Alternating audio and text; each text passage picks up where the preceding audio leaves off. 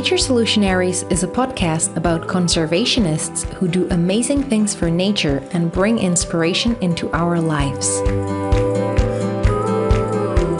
When Arthur Sniegon was 24, he decided that instead of pursuing a master's in ecological and evolutionary biology, he would go to Central Africa to save elephants.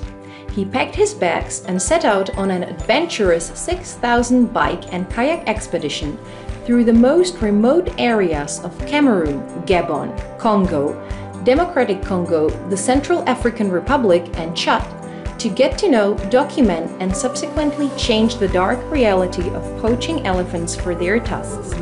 He thought he would stay for a year, but 10 years later, Arthur, along with his colleagues from the NGO Save Elephants, are still helping elephants survive.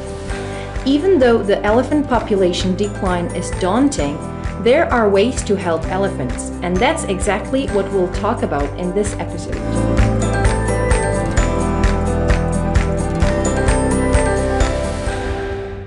Arthur, thanks so much for coming on the podcast.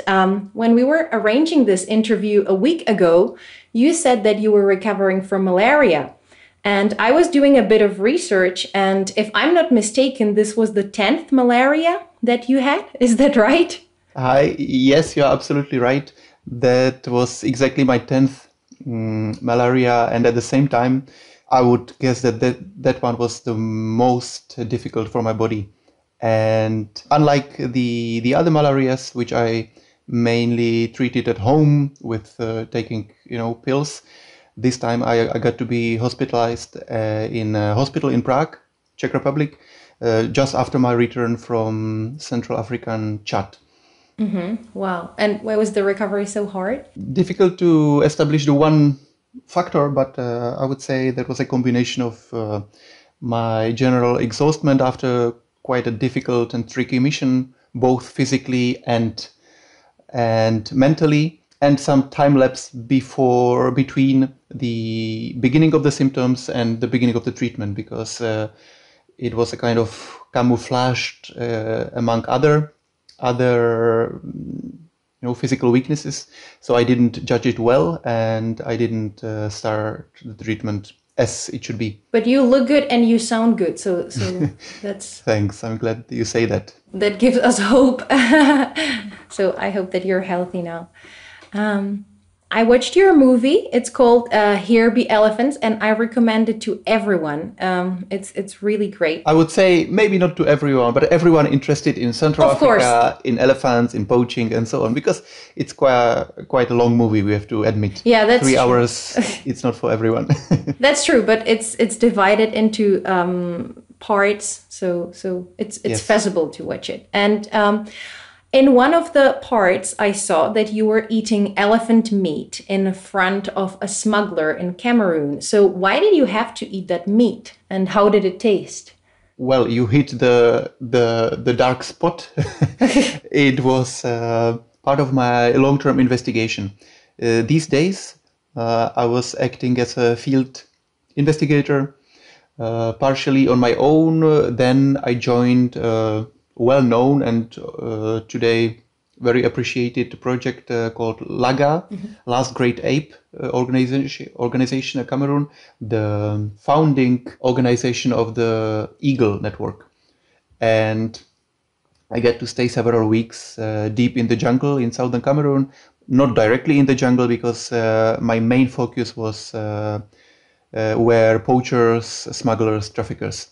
So I visited several villages around the main trafficking route between Congo, Brazzaville, Gabon, and Cameroon, particularly. And I spread the information that I was about to look for ivory for commercial purposes.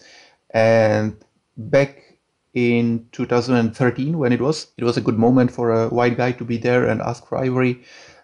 Within several days, I got to know around 20 people who are involved into the black ivory trade or illegal ivory trade on different levels, reaching from the low level of really poor poachers of the indigenous Baka ethnic group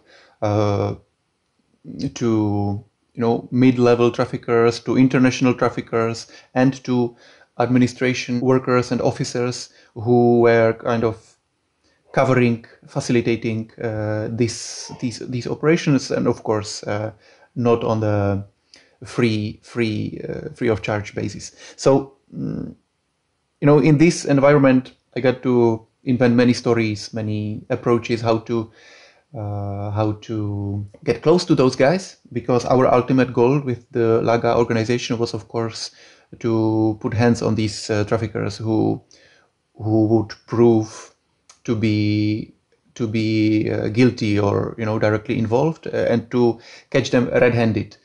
A secret or spy video from from the hidden camera or audio recording are of course not enough to put those guys to the in front of the trial. Maybe it would be enough to put them in front of trial, but it would not be enough to convict them, of course. So that's why I got to play this role for several weeks. And one of my approach was to play a naive tourist who was interested in everything, concerning Central African lifestyle. And I was asking about elephant meat, of course, as a delicacy, to put it on my Facebook, etc., etc.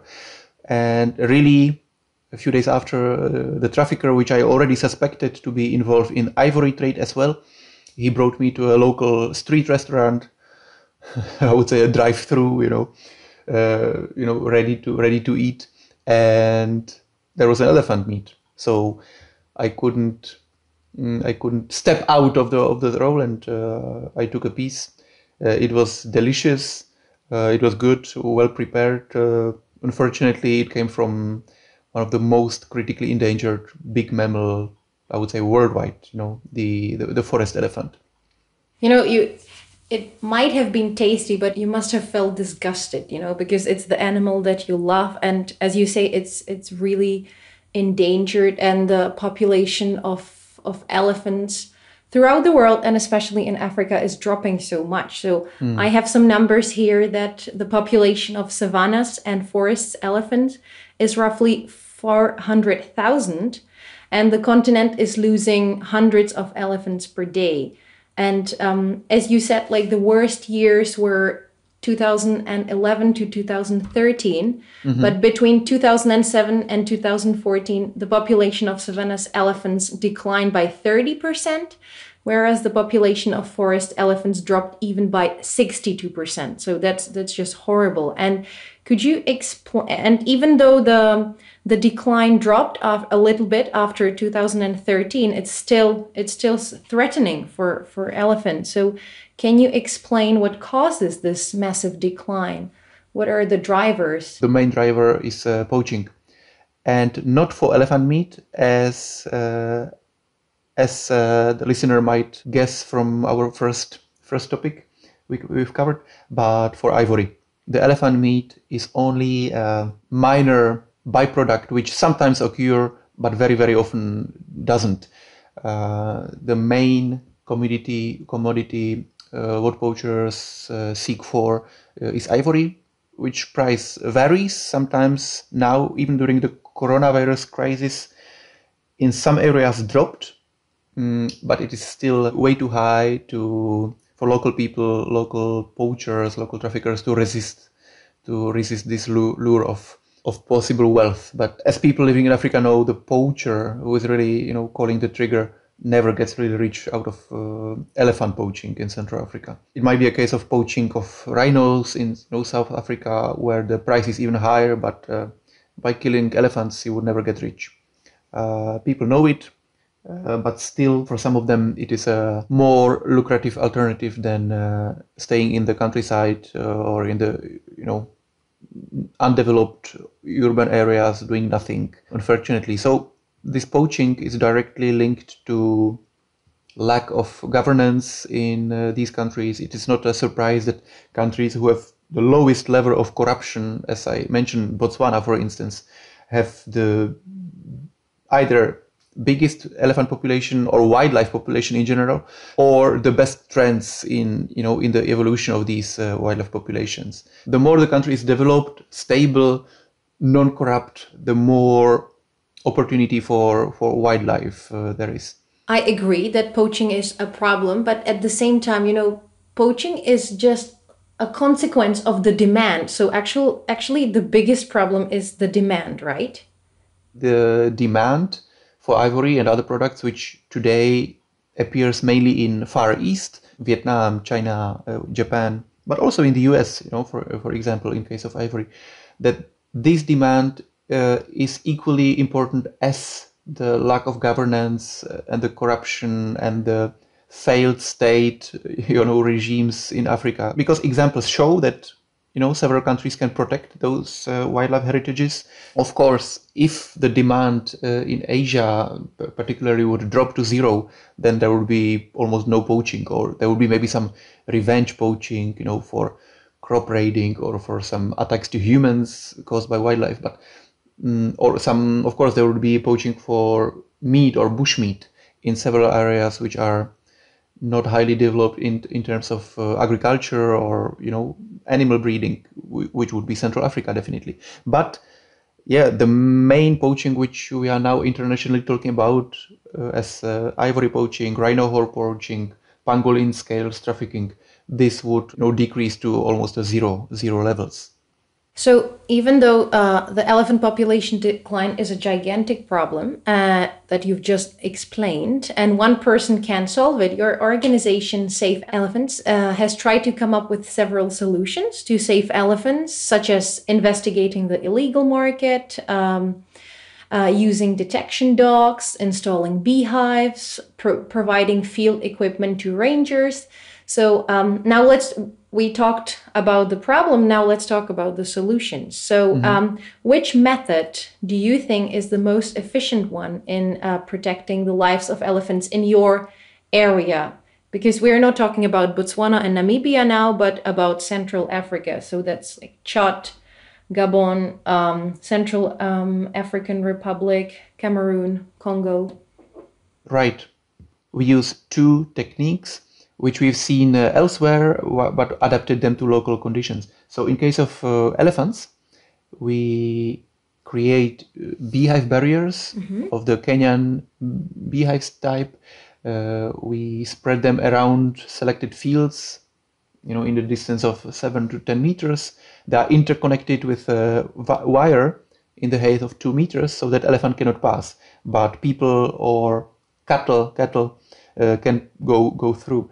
And once the elephant want to approach the field, either to feed on it or just pass and make a big damage by passing through, they hit on this wire or field or beehives, which are colonized by very, very aggressive and numerous bees. Listeners from Europe would probably not be able to imagine this exactly, because we have really sweet bees. American listeners would maybe understand what I'm talking about. But in Africa, the bees are really wild and ferocious. They attack not in few individuals, they attack in hundreds or thousands at one moment. And the elephant, of course, is a mammal who is sensitive, and particularly the areas around on the head are even more sensitive. So the bees can hit the right spot. Elephants just cry, go away, or even if they break the barrier, they will not be happy to stay there and feed on the crops while being attacked by bees. And because they are intelligent animals with great memory and great senses, a hearing and a smell, usually one or two such experiences is enough for them to understand that the beehive barrier is a no-go zone, and they tend to avoid it. So from 2015 in Chad and 2017 in Cameroon, you have been building these barriers, right, to improve the coexistence between humans and elephants and prevent potential poaching from these villagers. So what results have these beehives achieved? Exactly. We've built this to, at the one hand, protect the fields, which has proven to be effective. Since the communication in these areas, we've selected very remote fields, very, very poor areas with sometimes non-existent communication means, and we don't have a steady presence in those areas. So we don't have a hard data saying that it achieved, 95 or whatever percentage of success. But from what these involved farmers say, in most cases, vast majority of cases, this method works, and elephants really respect those barriers. And another good outcome of the project is, of course, the presence of the bees as per se, which live in bigger hives, which can be easily opened, easily collected without any fatal damage to the bee nation, to the swarm. And we teach farmers how to gather or collect, how to collect the honey and process it better and sell on the local market. Honey is a commodity which is highly appreciated also in Central Africa, and farmers regularly say that it's because of this increase in their income that they are able to send the kids to the school, or they were able to pay hospital bills. In how many places are these beehives installed? So, for example, like how many elephants are they protecting? We've selected 8 or probably recently the 9th villages in the far southwest of Chad. And so this comprises several individuals in every village, which means several dozens of humans in every village. So altogether, it's several hundreds of people who are involved to the project.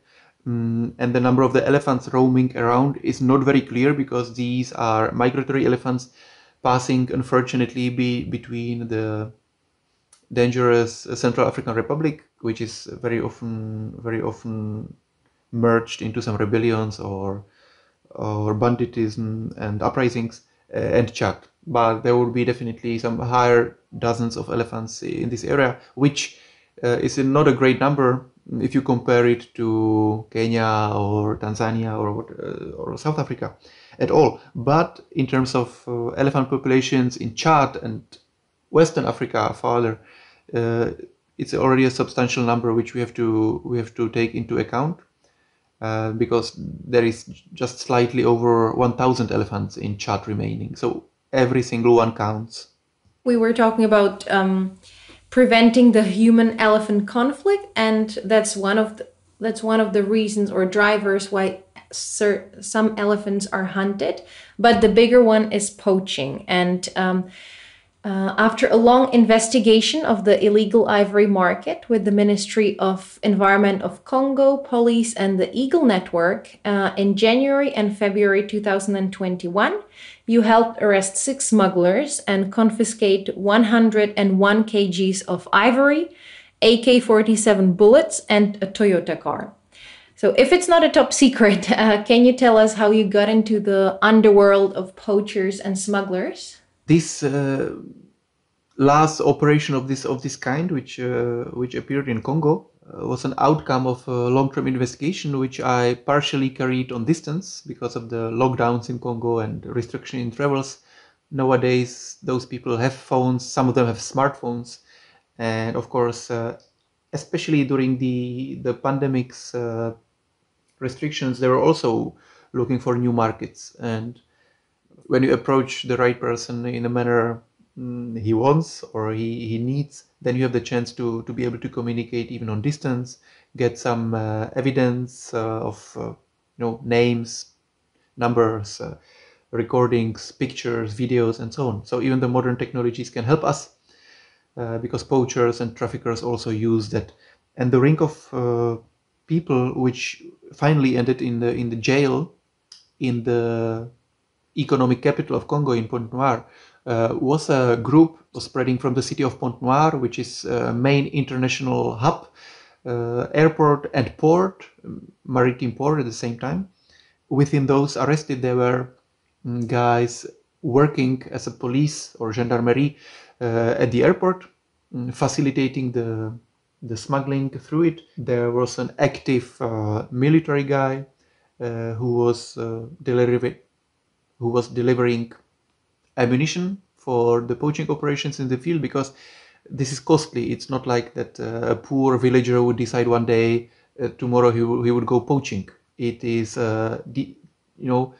top bottom demand that there is a rich guy or well-placed guy. Very often it's a military person who has access for ammo, who has access for AKs or other rifles, and he goes to his. It can be his own village, his like original village. He has nephews, he has younger siblings, and he said, "Hey, now I'm on the leave. You can take my gun. You can go poaching. You can go to poach elephants, and then I would pay you some something at the end." So this is a very often scenario. So this guy was providing ammo. Then there was an ex-national park ranger, which was actually in the middle of this circle. Unfortunately, not far away from the city of Pointe-Noire, there is a beautiful, absolutely stunning national park, Konkwati-Duli, which is directly adjacent to Gabonese border and to the Atlantic Ocean. And there is a nice population of forest elephants, and within the several last years, they are dramatically or brutally slaughtered for ivory. So this ex-ranger was, of course, able to, to track the right people in the field who have access to poachers or who poach on themselves, and he knew the routes how to smuggle the contraband through the one not very well working checkpoint. So that was the scale of the people involved, which we were able to to catch red-handed in several operations. We've launched this operation a few months prior the arrest on our own as Safe Elephants, as as a Czech organization with some local informal collaborators or collaborators. And then once it started to be clear to me that there will be a chance for a successful operation, I approached the local Ministry of Environment, I approached the Gendarmerie, the kind of police in Congo, and also then in collaboration with the PALF, which is Eagle Network in Congo, we prepared everything so that even upon the arrest, which is only the beginning of the chain of steps to be made, nobody gets out of the jail because of his connections or of his money. So in several operations, we've got this with 101 kg of ivory. Most of it was raw, not worked ivory, which was just cut in pieces so that it can be easily smuggled or easily hidden.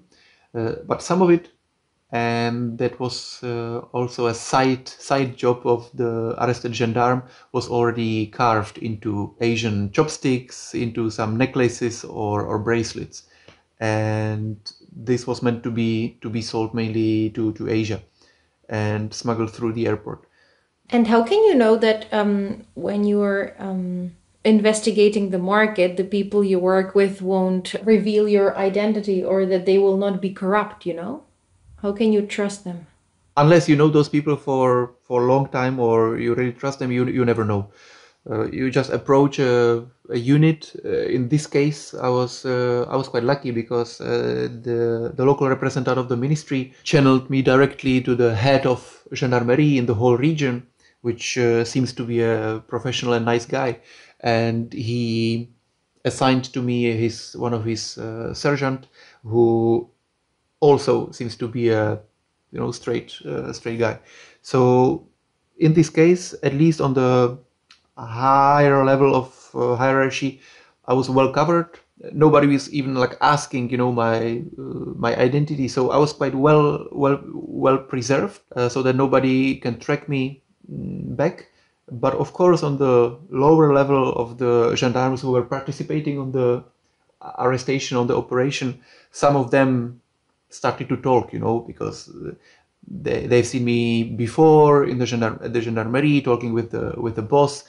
And then, a few days after the operation, I got a phone call from a brother of the poacher or the trafficker arrested, and he said, "Hey, we know that you are from one NGO, and The gendarmes told us that you are not the, a victim of the operation, but you are the cause of the operation.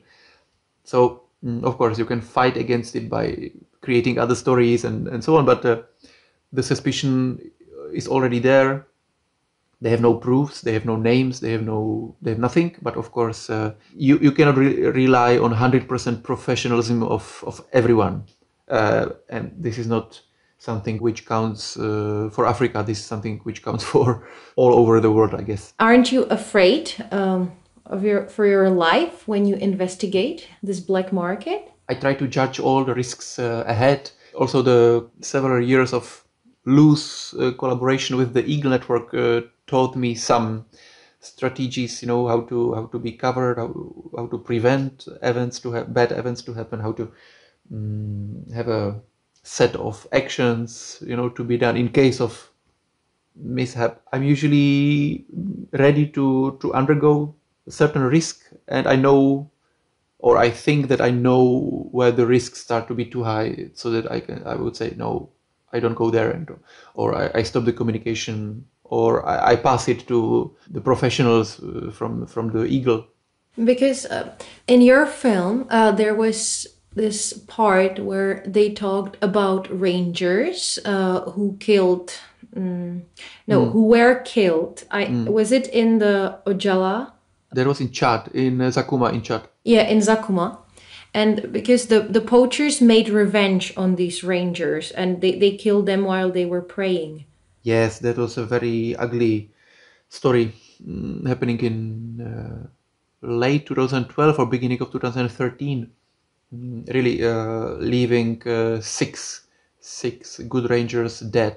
Most of my investigations were happening in Congo, southern Cameroon, also northern Cameroon, but mainly in the regions or environments which are not so brutal. The events happening in Zakuma and around these areas are not far from Darfur, from South Sudan, from northern CAR. This is really a tough country, and I was not involved in investigations there. I was involved in some monitoring or elephant collaring, or I was assisting the Zakuma National Park there for a few months. But it's true that carrying an investigation there with those guys would be far more dangerous than in the regions where I do it. Mm-hmm. So yeah, it varies. It depends on the region. Because you've been investigating the market for a couple of years now, and I was wondering whether you are not conspicuous to the smugglers, because you helped arrest a few of them now, so don't they know about you? Or are these countries just too big that... Yes, you hit it. Africa is huge. There is 1 billion of people. I'm not overall known in those countries.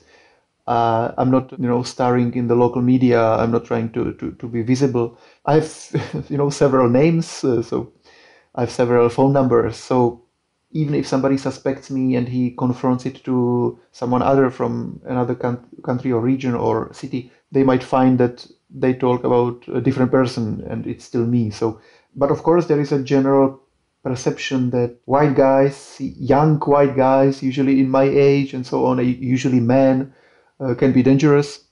It was easier to carry out investigations back in 2012 than today because of that.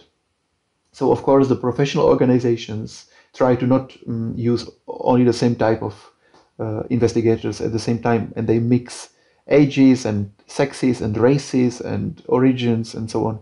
And do you also come into direct contact with poachers? Because I'm wondering why they kill the elephants. Is it just because money, or are there... Several times in the past, and even now, I would be able to call a few numbers who belong to poachers, and they simply poach because it's one of the alternative for their livelihoods, for their living, and because of the lack of risk. I know some who stopped to poach because it was way too risky. They just judged it to be not rentable anymore, and they switched to something else, or they moved somewhere else to do something else. But generally poachers poach because they can, and until recently in all these countries we're talking about, there was not a single conviction of a real conviction of, for instance, the traffickers. It was only with the advent of the Laga and Eagle Network projects that the trafficking, smuggling started to be taken seriously into account, and not only in on the paper written in the law, but even in reality, the guys can be convicted. In case of Congo, from 2 to 5 years in jail. And how many have been convicted? I can't say, but it would be easy to look at the website. And in most of the countries where these projects function, it is from several to several dozens of individuals convicted per year. And it's only thanks to this organization, Laga. Yeah, that was the first one to bring this approach of application of the law. They were not rewriting the law. The law already existed. It was just a matter of application of the law. And since they started in early 2000 in Cameroon and a few years later in Congo, Gabon, and other countries, respectively, that the local ministry got the idea, or just simply started to respect the law and say, yes, we can really put them in front of trial and to jail. It's not easy. Very often it fails. There are corruption attempts. There are threats. There are traffic of influence. There is a nepotism and clientelism and all these kind of shit happening almost every single trial. But it can achieve the goal.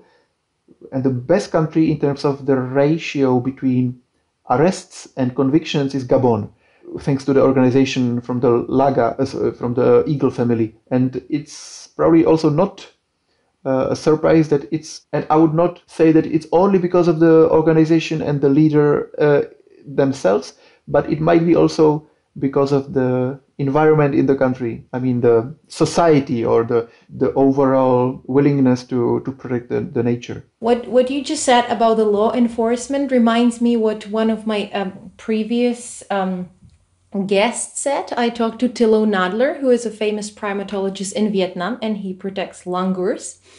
And he said that in a country like Vietnam, which is often the country that receives a lot of tusks and a lot of these wildlife products. So the only thing that is effective in combating the illegal trade is strict law enforcement and high prosecutions. That's absolutely right. And Vietnam is one of the countries who really needs to take it more seriously, because the role of Vietnam in the international trade of everything increases within the last couple of years. One reason might be the overall increase of wealth of the citizens, but all of this is facilitated by the corruption and by the lack of governance on the official places. So yeah, he was definitely 100% right. But how do you want to lower the demand for ivory in Asia? Because that's what's driving this, right? Yes, we also acknowledge this as one of the main problem, and in the past years we've had several ideas. Some of them are still not ready to, or not out yet, but at least one of our campaign is already ready to be spread. It can be found on our website under the hashtag evilvory, a combination of the evil and ivory, and this shows a set of photographs showing the chain, or the way of the ivory poached in the bush all the way to the final consumer, which was an Asian girl using it for earrings and so on. And we've translated this visual campaign to several international languages, mainly to Asian languages, and we welcome everyone to help us spreading that through social media or physically in public places, organizations, companies, and so on. And is it happening in Asia? Yes, we have several collaborators in some of the countries, not all of the countries we wish, but yes, some of our volunteers already contacted and offered these to local organizations or institutions. So it is already to be found in some places. But that campaign to be, or any other campaign to be successful, it requires, of course, millions or billions of views, and therefore we welcome every resharing or every individual help of people who can spread it, especially to the Asian countries. All right. Let's talk about one more project. It's called Detection Dogs, and so just a short intro. In 2014, you introduced detection dogs in Ojala Kokua National Park and Chipunga Sanctuary in the Republic of Congo. How efficient are these dogs in detecting ivory? These now 2 packs of sniffer dogs or detection dogs started in 2014, originally in one project in Brazzaville, and they have been trained to sniff out raw ivory, worked ivory, and then all of other sorts of wildlife products, from pangolin scales, leopard skins, bushmeat, which is a vast problem in Congo Basin, and ammo and guns, of course. And then by time, after years of my personal involvement, I was the manager and main trainer, main fundraiser for this project. We successfully handed it over to the national park in the north of the country and to the reserve in the south, managed by African Parks and Jane Goodall Institute, respectively. And since that, they work more or almost independently from our organization to date, which I considered as a great success. I'm happy for that and for them. And they have the great capacity of detect all sorts of things.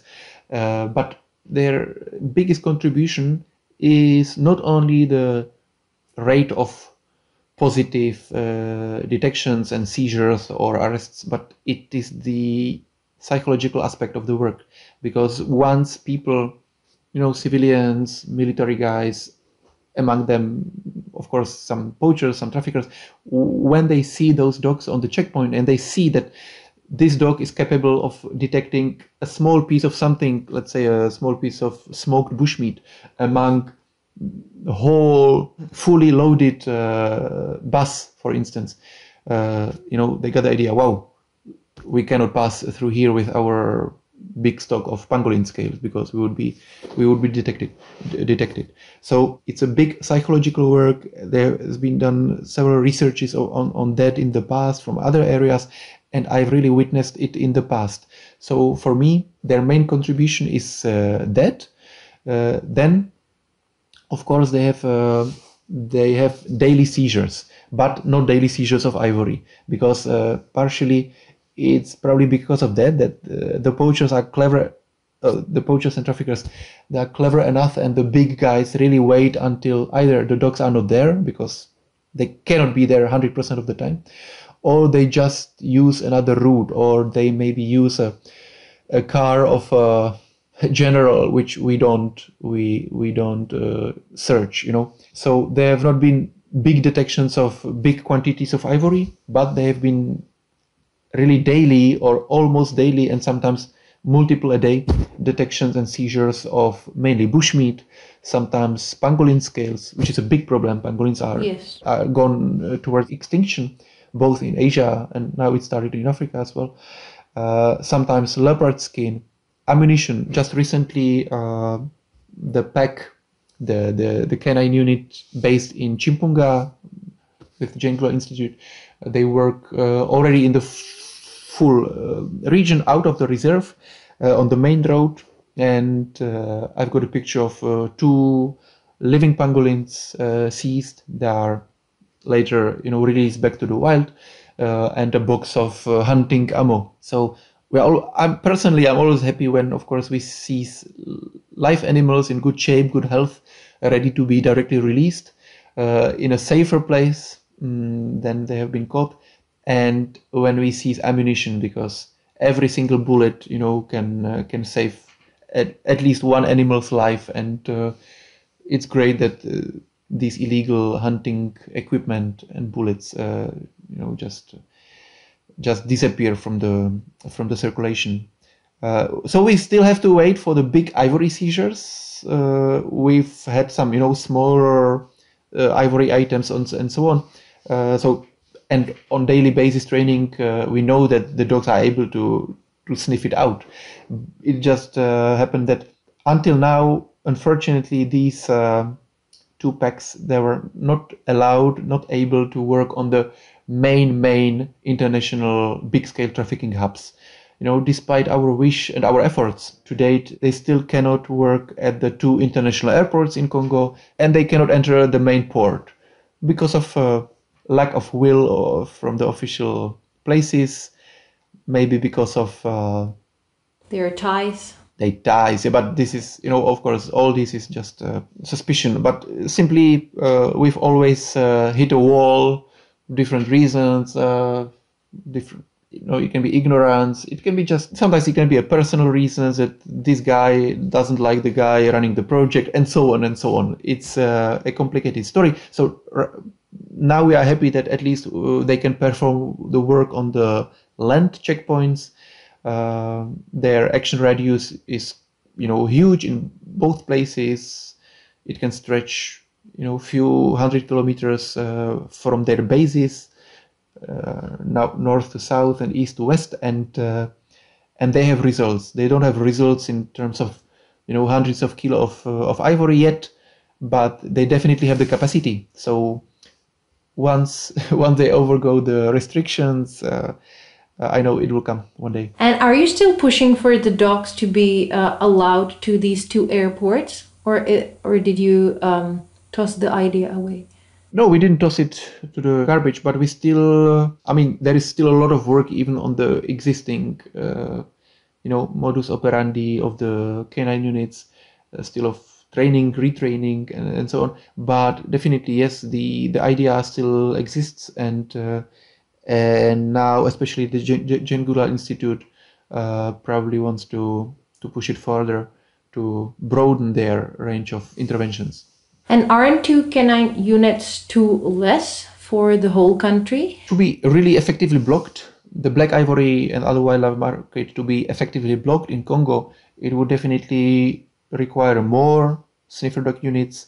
I would imagine one in Brazzaville, second in Pointe-Noire, maybe third on the border with Cameroon, and then several others in the protected areas.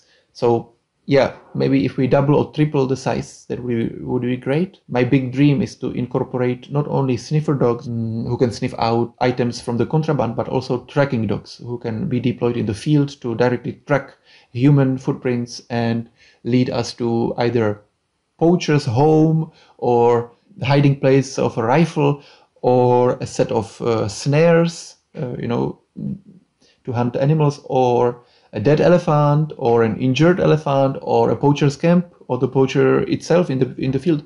This is something which can be done, which is being done in other countries, DRC, South Africa, and so on. And I wish to be able to push that through one day in Congo or in the countries I know, and that would require more money that we used in the past for the sniffer dogs. But I already have the set of contacts, both in Czech Republic and in Africa, who are able to technically do that, who have the dogs, who have the knowledge, who have the experience. It would just require the money and then, of course, the paperwork and the diplomacy. But it is doable, and I'm sure it will have great results if properly grasped. So this is one of your future plans, right? Yes. To increase the size or the number of these canine units, and also increase the differentiate their capacities. Yes.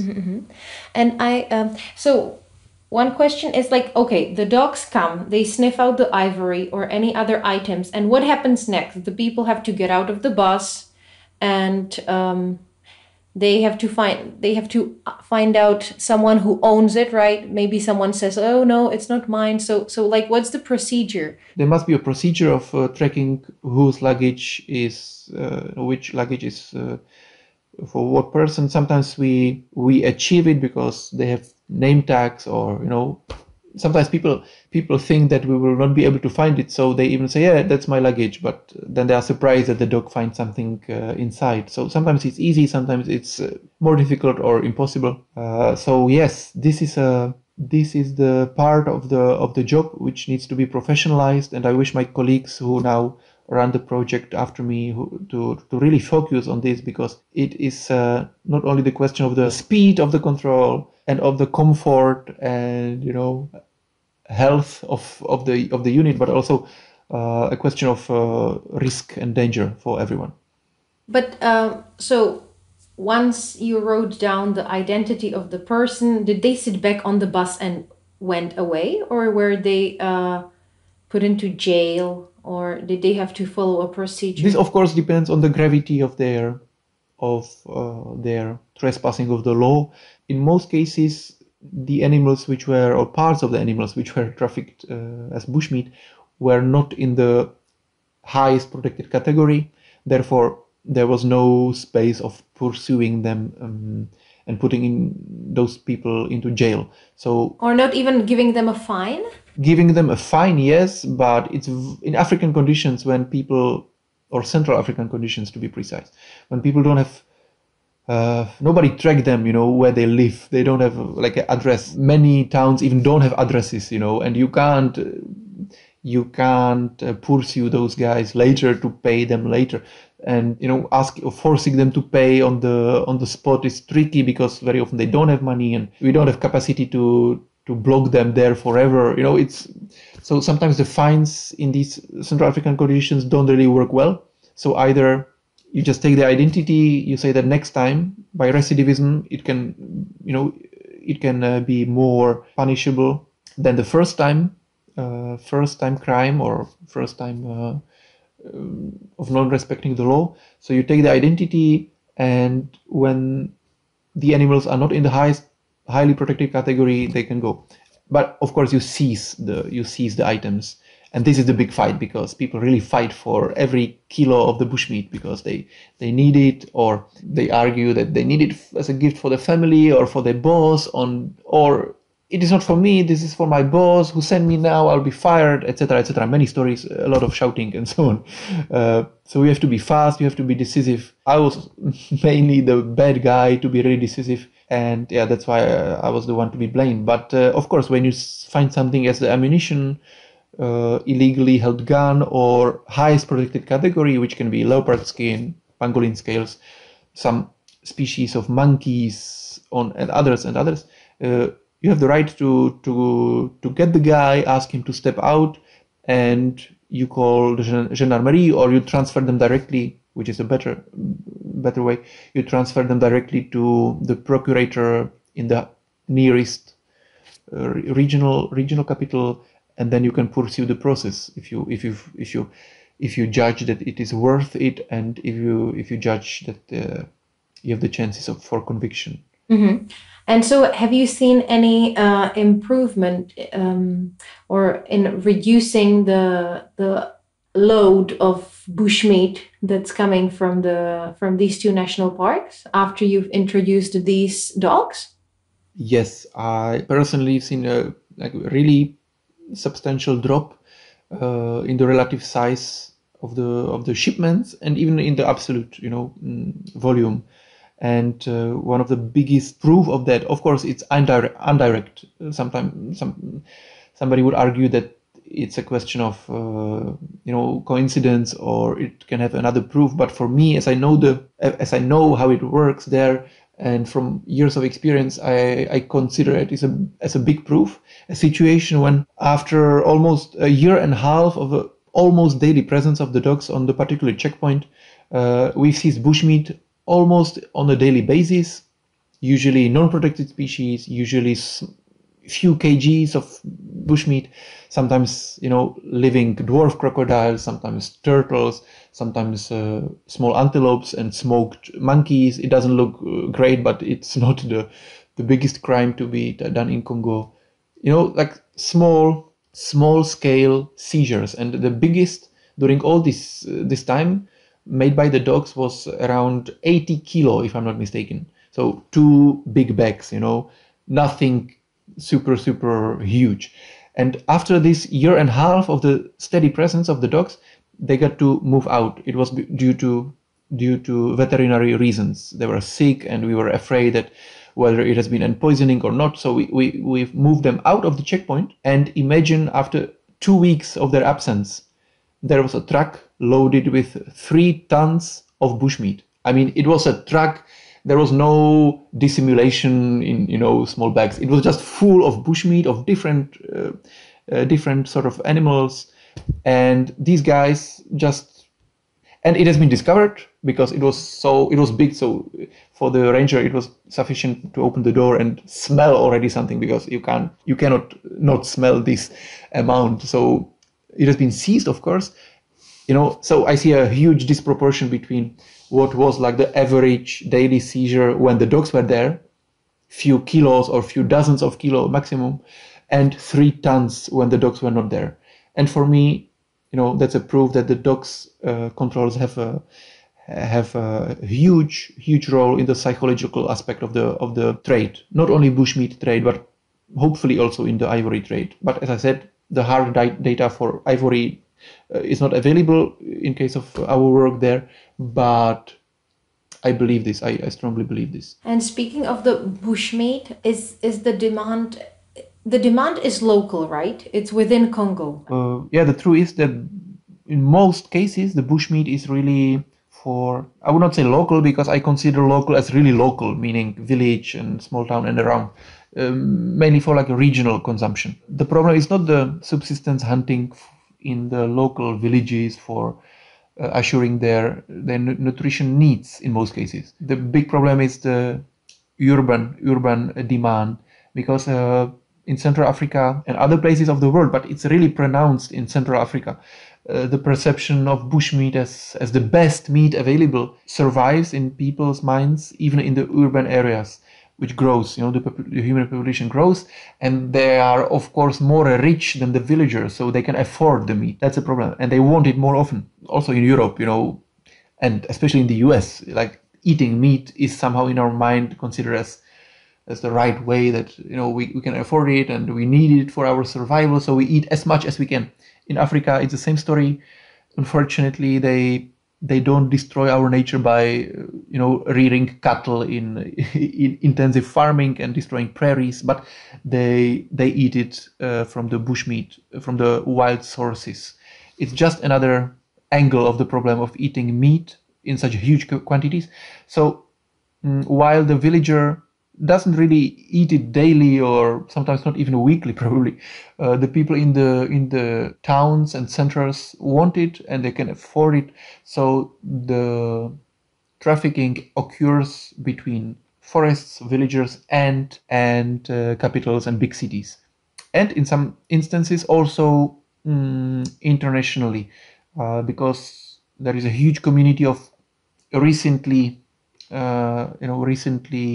emigrated people in Western Europe, Belgium, France, England, and so on, from Africa, of African origin, with the first or second generation of Africans living there, and they still have the concept of bushmeat as a delicacy or status symbol. So there are researchers, so there are surveys and studies to be found on Google that say that there are, it can be tens of tons, maybe even hundreds of tons of bushmeat going to Europe through Charles de Gaulle and other places in Europe. And why don't that's just horrible. Even Charles de Gaulle Airport isn't able to find it? No, they are not, because the volume of international travels increases by year, except of the last 2 years, I guess. Some of the airports don't have sniffer dogs, some of them do, but cannot be deployed all the time, probably. In Czech Republic, we do have wildlife sniffer dogs, which is a great success. We also train the sniffer dogs for other countries here in our customs facility.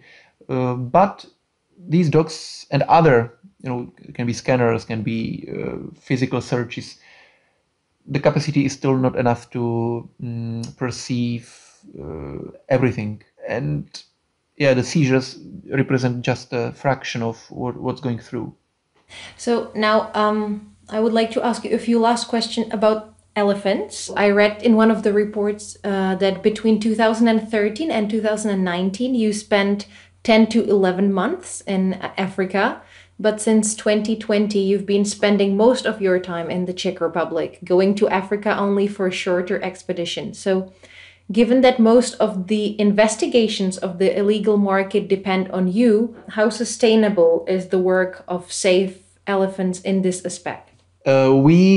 And this is linked to some of your first questions of how am I able to still be safe among the traffickers. The level of my personal involvement in the investigations gradually, declines over the years because of course I cannot repeat the same approach or the same story again and again. It cannot be a never-ending story. So first, I limit somehow my activities in the investigations, and second, some of it can be moved to the online space. People have WhatsApp and Skype and so on, and with the time, I have more confidence, of course, with my local collaborators, who can assure, big part of the work in the field, talking with the people, with the traffickers, and I intervene when it's necessary, maybe in the final stage of the investigations and so on. Sometimes we consider that it is way too difficult for us, for Safe Elephants, to handle this, and we pass the information to WCS or Eagle. And what's your plan for the future, let's say for the next 10 years, in terms of how much time you want to spend in Africa and how much time you want to dedicate to Safe Elephants? I can imagine all sort of scenarios, and right now I'm quite happy as for the situation as it is by now. I see, of course, that to be more effective, I would need more time in Africa, but actually there is slight contradiction between this requirement and some personal, say, freedom and financial ability to do that. But unlike all the past decade when I've been mainly living in the nomadic style of life, within these countries, and I've never had one single African home. It was a few weeks here, a few days there, then I moved to another country, then I came back. So I was actually living, and my household was my backpack, and I knew exactly what is in my backpack. And then I've got of course other stuff in all different places, but I've never got a room which was my home or one area. And I like it, even maybe with the time and age increasing, I would love to have one place in Africa or two, or but at least a base which I can consider as a second home, and gradually starting to spend even more time than today there, and a place which would also be able to welcome and sustain maybe other future members of my family, inshallah.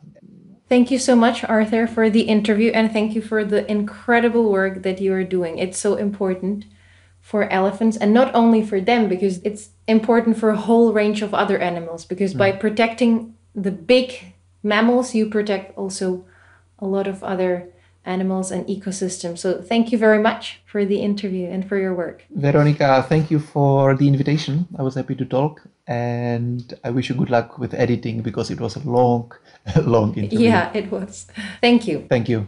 For more information about Safe Elephants, go to the website safe-elephants.org/en and check their Facebook and Instagram. Thanks a lot for listening. If you'd like to hear more episodes like these, you can subscribe to Nature Solutionaries on Spotify, Apple Podcasts, Google Podcasts, or Stitcher. See you next time.